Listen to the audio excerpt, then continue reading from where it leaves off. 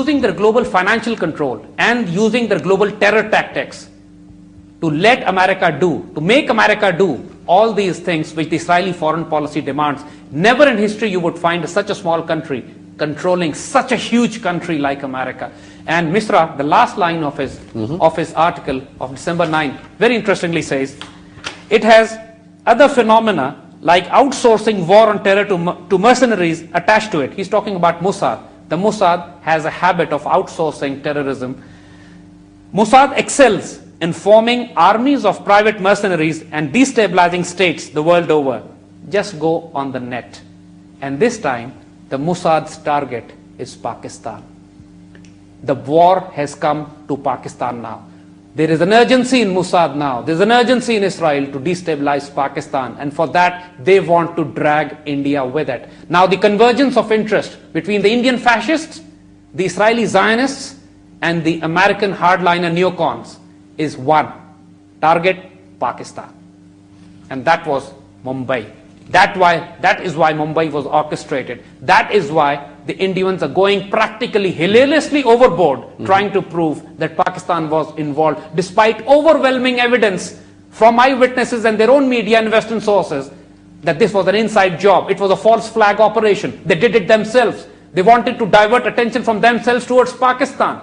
They wanted to create a global justification that India must wage a war against Pakistan. It was a false flag 9/11.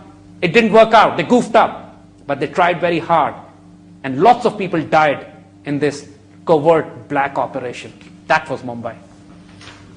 Antule seeks probe into Karkare's killing, 18 December 2008, TNN. Let me explain. Minority Affairs Minister. Yes. Now, you see, it's not again. The death of the police officer who was being threatened by the Indian Hindu hardliners was so strange and even because there's no inquiry on it. Nobody knows how he died, despite the fact that he was the topmost anti-terrorist officer.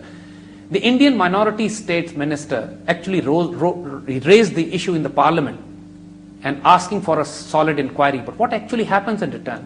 The entire Indian parliament goes after him, literally forces him to withdraw his statement.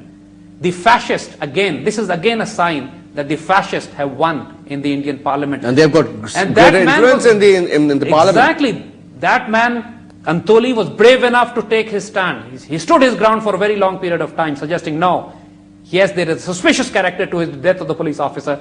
Some fascists are involved in killing him. He has not been killed by so-called Pakistani terrorists. There is something which must be investigated. Yes. And he was forced to back down in the parliament by the fascists. And this is what I'm saying. Indian Federation has been taken over by fascists. The nationalists, the seculars have lost the war in India. And do you think the upcoming elections in India? And exactly, in the upcoming elections in India, the Colonel Prohit, the man who's a known terrorist, the man who killed dozens of people, planted bombs all over India, the BJP, the mainstream party, is saying they will make him stand as their ministerial candidate. And they are saying the Narendra Modi, the man who has thousands of blood on his hand, the man who burned people alive, the man who burned children alive, is now being tipped as the Indian Prime Minister. Say farewell to the Indian Federation. Indian Federation is going to disintegrate like Austro-Hungarian Empire if this fault line, if this direction that the Indian Federation is taking I totally agree, Zaid. I totally agree with you.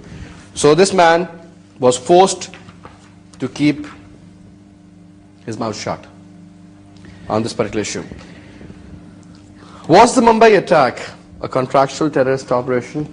19 December 2008. Again, Amrish Mishra. You see, again.